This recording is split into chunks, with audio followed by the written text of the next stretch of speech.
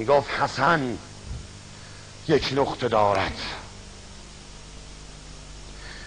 حسین 3 نقطه دارد، فاطمه 1 نقطه دارد، زینب 5 نقطه دارد. همه زهر ما. حالا مثلا زینب 5 نقطه داره که چی؟ احمق. چی مثلا میخوای بگی؟ تو چرا گریه میکنی عربده میکشی؟ یه چیز بگم از عباس. خب بفرما. یا الله.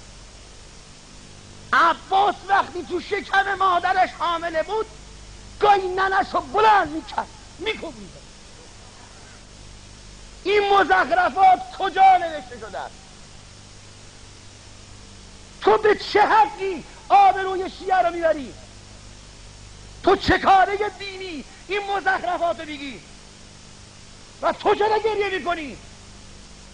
تو یه جوان چرا عربده میکشی با این مزخرفات؟ و حالا 4 تا بی‌سواد به نام مذهب، به نام هیئت، به نام حسین هر غلطی دلشون میخواد بکنن و تو بشینی باش عربده بکشی. کجا این حرفا رو زدن؟ سندش کجاست؟ تقصیر شما مردم، تقصیر شما سینه زن است.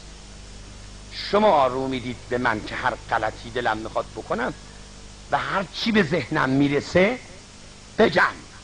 شما مقصرید. شما سینه زن ها مقصر. و به امام حسین سید الشهدا روز قیامت جلوتون رو میگیره که چرا پای این مداح سینه زدی؟